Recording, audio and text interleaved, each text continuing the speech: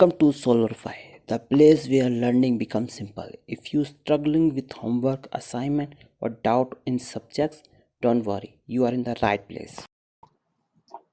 So how do each of these three major bonding theories describe the definition for single, double, and triple bonds? How are they similar and how are they different? So let's talk about the Lewis model. The Lewis model has to do with essentially how many shared electrons there are. So if you have atom A and atom B, and they share 2 electrons, that's a single bond. If they share 4 electrons, that's a double bond. If they share 6 electrons, that's a triple bond. So Lewis model is all about shared electrons. If we look at valence bond theory, now we're looking at essentially lone electrons that come together to form pairs. So if 2 valence electrons come together, that forms a single bond. If it's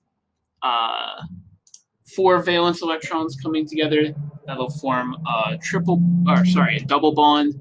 And if it's 3 valence electrons coming together, that forms a triple bond. So one of the differences between these two is that they're talking about electrons sort of in one atom's valence jumping into the bond, whereas Lewis structures just have the electrons already there, but they're still defining it by the number of electrons shared between atoms. So that's a similarity. And now when we start talking about molecular orbital theory, we're not talking about just electrons existing between 2 atoms, we're talking about them existing in molecular orbitals, which can be either bonding, or anti-bonding, or sometimes non-bonding. So molecular orbital theory defines a bond as a molecular orbital that has 2 electrons in it. So again, we need this 2 electron thing. That's pretty constant between them.